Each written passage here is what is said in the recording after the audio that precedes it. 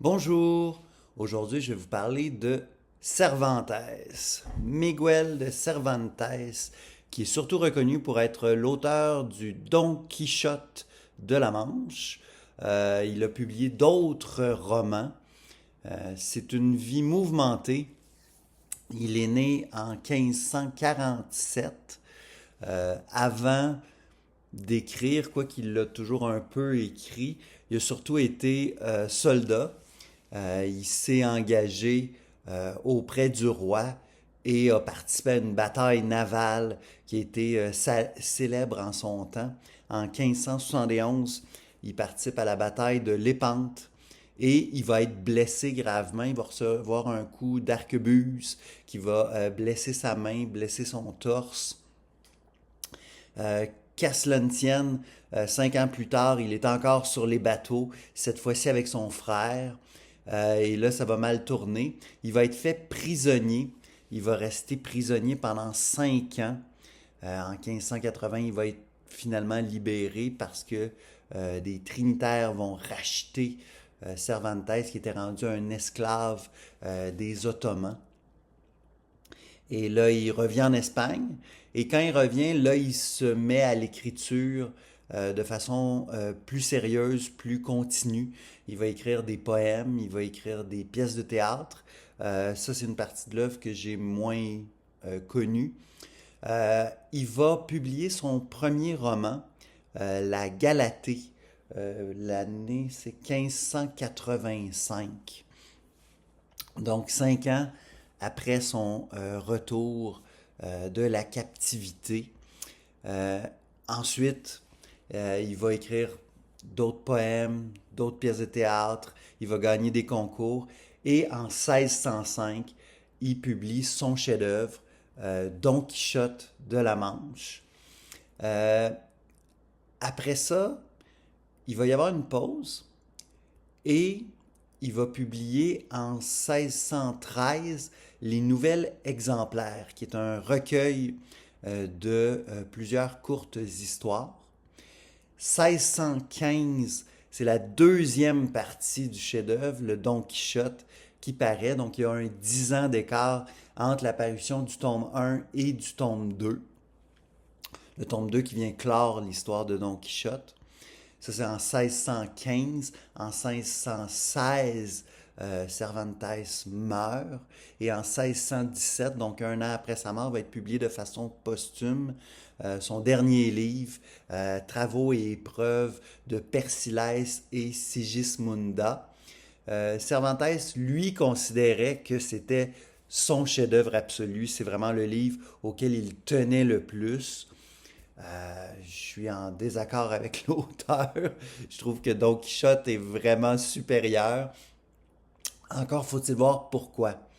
Que ce soit Galatée, les nouvelles exemplaires ou Persillès, les trois livres sont des livres qui sont assez sérieux et qui présentent une vision de l'amour, de la religion, de la vertu. Et on essaie de faire la promotion de ces valeurs-là de façon littéraire, poétique, mais toujours avec un grand sérieux. Et la force de Don Quichotte, ça va être l'humour. Il y a dans Don Quichotte énormément d'humour. Et plus que l'humour encore, il y a un enjeu littéraire dans Don Quichotte qu'on ne retrouve pas dans les autres livres. Dans chaque livre,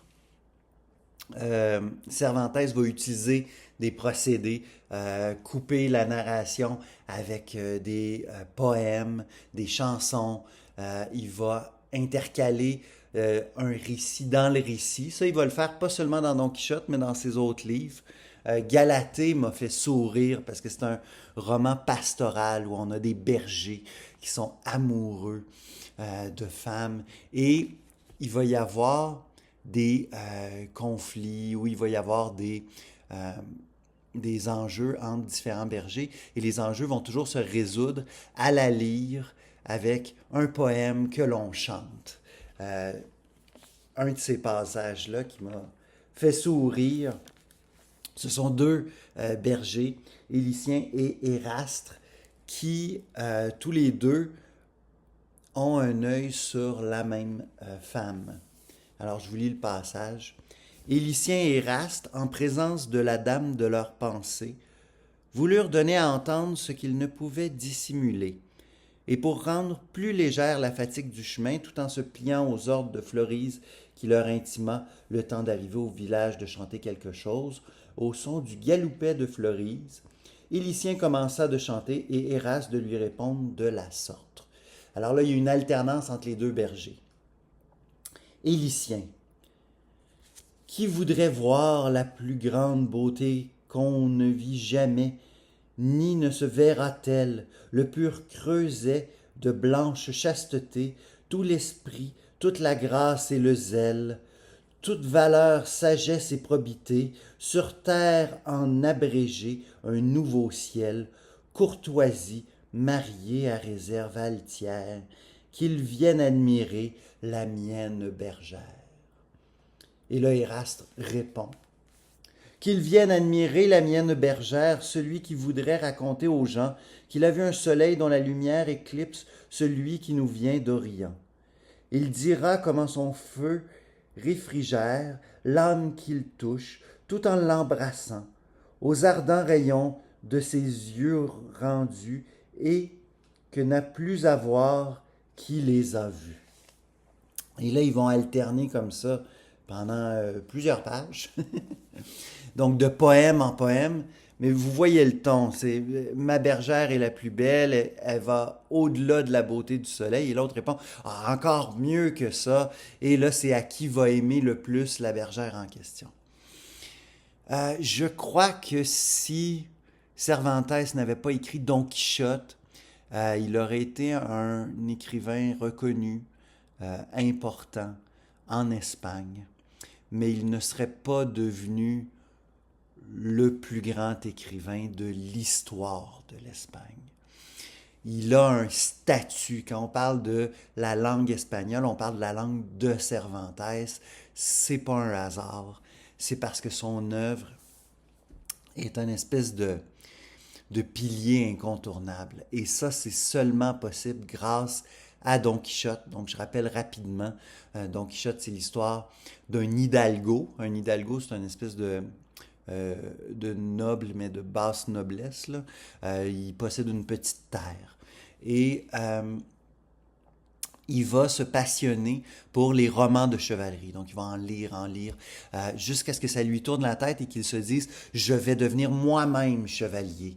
Et là, il part à l'aventure et ces aventures vont être grotesques et vont montrer que le type de chevalier qu'il est, malgré son courage, ceci dit, et malgré le fait qu'il ne fléchit jamais sur la vertu, il va se retrouver à faire des choses complètement absurdes, comme s'attaquer à des moulins à vent, tuer des moutons, il va libérer des prisonniers. Et chaque chose qu'il fait le met plus dans le trouble que la chose précédente. Donc déjà, le sujet du roman, c'est l'effet des livres sur les gens. Mais mieux que ça, le récit de Don Quichotte lui-même n'est pas fait de façon invisible. Ce serait un manuscrit qui aurait été trouvé, un manuscrit arabe qui raconte les histoires de Don Quichotte. Ce qui fait qu'à un moment donné, dans un chapitre, Don Quichotte va pour attaquer quelqu'un qui va lui répondre et la bataille s'approche et on est sur le point de contact. Et c'est là qu'on dit « Oh, le manuscrit s'arrête ici, on ne réussit pas à trouver la suite de l'histoire. » Et là, ça prend un temps avant qu'on revienne à ce combat-là. Et tous ces espèces de passages, non seulement de la narration, mais on rappelle toujours qu'on est en train de lire un livre. C'est un peu de la distanciation à la Bertolt Brecht, mais avant l'heure. Et tout ça va nourrir une perspective aussi sur la littérature.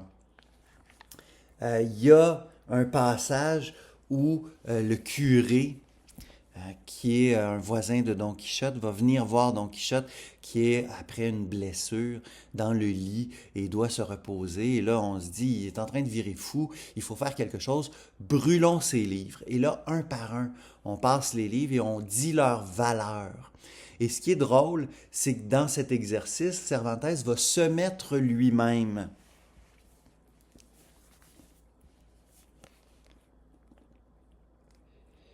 Alors, le barbier passe les différents livres. La Galatée de Miguel de Cervantes, dit le barbier. Et là, c'est le curé qui répond. Il y a bien des années que ce Cervantes est de mes bons amis, et je sais qu'il est plus versé en infortune qu'en vers. Son livre ne manque pas d'une heureuse invention. Il propose mais ne conclut pas. Il faut attendre la seconde partie qu'il promet. Peut-être en s'amendant obtiendra-t-il la pleine miséricorde qui lui est pourtant refusée. Et jusqu'à ce qu'on voie cela, tenez-le reclus dans votre maison, monsieur mon compère. Alors son livre ne sera pas brûlé, contrairement à d'autres livres, mais il ne sera pas non plus mis entre les mains du Don Quichotte. Ce qui va arriver, c'est qu'on va, comme c'est écrit là, il va rester reclus. On va le mettre à l'index et on va attendre de voir la suite. Soit dit en passant, la suite de Galatée est annoncée dans le Don Quichotte, elle est annoncée dans les autres livres qui suivent et la deuxième partie du Galatée verra jamais le jour. Sinon, pendant mes lectures de Cervantes, j'ai vu un film qui a été réalisé par G.W. Pabst et dont le scénario est de Paul Morand. Il s'agit de Don Quichotte, tout simplement. Ces deux artistes-là, deux artistes que j'ai découverts grâce à Nab, se mettent ensemble et proposent une relecture de Don Quichotte parce qu'ils vont changer l'ordre des événements que l'on trouve dans les romans. Ils vont même changer la fin. Et la fin du livre et la fin du film posent des questions qui, moi, m'ont laissé en état de choc. Quand j'ai terminé le deuxième tome du Don Quichotte, j'étais troublé. Parce que à la fin du Don Quichotte, il revient chez lui, il a perdu un combat et il a promis à la personne qu'il combattait qu'il allait rester 2 ans à la maison. Or, ça ne fera pas 2 ans, il va mourir avant et sur son lit de mort, il va renier tout son parcours en disant que la chevalerie, c'est de la folie, qu'il faut absolument jeter ça aux poubelles. Et là, tous ceux qui étaient autour de lui et qui lui disaient de se calmer, qui lui disaient de ne pas partir à l'aventure, tout à coup, sur son lit de mort, se mettent à dire « Non, non, mais t'as réussi des choses, il y a des bonnes choses que tu as faites. » Il dit « Non, pas du tout. Et je vais céder toute ma fortune à ma nièce. Mais si jamais ma nièce marie par malheur un chevalier, je la déshérite complètement. » Alors il y a une espèce, il va cracher sur la chevalerie. Et il y a une espèce de moment vire-veste. Il va retourner sa veste et va dire non, je rentre dans les rangs. La piété, c'est la seule chose qui compte. Et les romans, c'est bon pour le feu. Alors justement, dans le film de Pabst, le film se termine par le feu. Et je vais lui lever mon chapeau parce que Pabst va mettre dans un film d'1h20 2 romans de 500 pages, ce qui est un exploit à peu près impossible, mais ça fonctionne. C'est très fort. Et il perd rien de l'esprit du Quichotte. Mais la fin est une relecture sur le mythe. Parce que à la fin, il y a Don Quichotte qui revient à la maison, mais il revient au moment de l'autodafé. Donc, quand le curé et le barbier font le tri des livres et décident lesquels on doit brûler, lesquels on ne doit pas brûler, cette partie-là est quand même au début du tome 1 et non pas à la fin lorsque Don Quichotte meurt. Mais dans le film, c'est à la toute fin que cette scène-là apparaît Et Don Quichotte va voir l'autodafé et il va en être tellement bouleversé que c'est ça qui va le tuer. Donc, la grande question quichotesque, quelle attitude avoir par rapport au livre? C'est le nœud de la fin du livre, je dirais que c'est le nœud du roman lui-même. Je crois, je me demande si dans la fin du livre, l'espèce de reniement du Don Quichotte, il n'y a pas là une façon d'esquiver la censure, parce qu'on est quand même en plein cœur de l'Inquisition. Donc il faut faire très attention à ce qu'on dit en présence de l'Église si on ne veut pas, non pas voir son livre brûlé, mais se voir soi-même brûlé. Là. Ça devient, on peut perdre sa vie avec ce qu'on écrit à ce moment-là. Alors je me demande s'il n'y a pas un effet de prudence. Mais dès que j'ai dit ça, je me dis non, mais il y a un enjeu aussi littéraire à la fin. Est-ce que ça se peut que Cervantes dise l'aventure dans les livres, ça vaut pas le clou, ce qu'il faut, c'est la vraie vie. Mais encore là, la vraie vie dans Don Quichotte, il va la rencontrer. Mais elle n'est jamais à la hauteur de ce qu'il a lu. Et c'est le ratage entre l'idéal littéraire et l'application vivante qui fait problème. Et j'ai l'impression qu'il y a une déception du personnage qui se dit non. Suivre l'idéal littéraire, ça mène à un cul-de-sac. On ne peut pas emprunter cette voie-là. Il y a aussi chez Cervantes une haine sincère, je crois, des romans de chevalerie qui étaient quand même des romans, l'équivalent des romans de gare aujourd'hui, là, des romans best-sellers, des romans populaires. Donc ça pourrait être aussi une espèce de rejet de ce type de littérature-là au profit d'une autre littérature, qui est justement celle qu'on va rencontrer dans ces autres livres, celle dont il va faire la promotion dans la Galatée, dans les Nouvelles exemplaires, dans Persilès. C'est une autre lecture possible. Dans le film, terminé sur l'autodafé qui tue Don Quichotte, c'est une autre lecture du mythe. C'est dire, la vie, elle est dans les livres. La vie mérite d'être aussi digne d'un roman. Je dois vivre de façon à ce que ma vie soit un roman. Et ça aussi, c'est une lecture franchement intéressante. C'est malheureusement pas la lecture qu'on a dans le livre, mais c'est une lecture que le film vient amener. Et j'ai l'impression que, au-delà de la relecture du film ou la réelle conclusion de Cervantes, je pense que chaque lecteur ou lectrice de Don Quichotte est pris avec cet obstacle de comment vivre ma vie par rapport à la littérature, par rapport à la grandeur littéraire. Et c'est une question qui m'embête toujours et qui pourrait vous embêter si jamais vous prenez le temps de lire Cervantes.